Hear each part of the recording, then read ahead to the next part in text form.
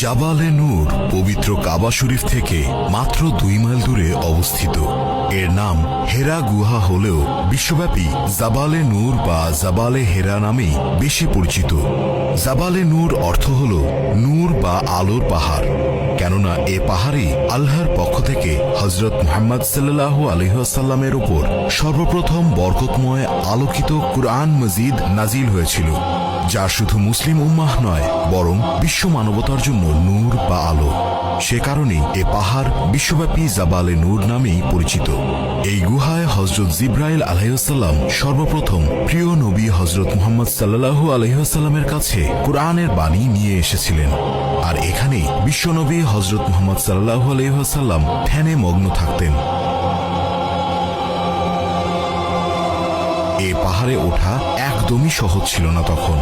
এর উচ্চতা প্রায় 1000 ফুট এবং মুহাম্মদ সাল্লাল্লাহু আলাইহি ওয়াসাল্লাম ধ্যান মগ্ন থাকার জায়গাটি খুবই ছোট। এর মধ্যকার জায়গা এতই কম যে প্রথম দেখাতেই বিস্ময়কর মনে হবে, যা লম্বায় 4 মিটার আর পাশে 1.5 তথা 1.5 মিটার। উচ্চতায় ভালোভাবে সোজা হয়ে দাঁড়ানো কষ্টকর, যদিও সমতল থেকে পুরো পাহাড়টির উচ্চতা প্রায় 1000 ফুট। এ পাহাড়ের প্রায় চূড়া সংলগ্ন হেরা গুহায় 610 খ্রিস্টাব্দে আল্লাহ তাআলা পবিত্র কোরআনুল কারীম নাজিল করেন। যদিও এর আগে প্রিয় নবী হযরত মুহাম্মদ সাল্লাল্লাহু আলাইহি ওয়াসাল্লাম অনেক সত্য স্বপ্ন দেখতেন, যা ওহীর সমতুল্য। রাসূলুল্লাহ সাল্লাল্লাহু আলাইহি ওয়াসাল্লাম হেরা গুহায় ধ্যানমগ্ন থাকা অবস্থায় সর্বপ্রথম হযরত জিবরাইল আলাইহিস সালাম কোরআনের ওহী নিয়ে হাজির হয়েছিলেন। প্রিয় নবী হযরত মুহাম্মদ সাল্লাল্লাহু আলাইহি ওয়াসাল্লাম বর্ণনা করেন, এক রাতে তাহাজ্জুদের সময় মানুষের আকৃতিতে একজন ফেরেশতা প্রিয় নবীর কাছে আসেন এবং রাসূলুল্লাহ সাল্লাল্লাহু আলাইহি ওয়াসাল্লামকে বলেন, পড়ুন।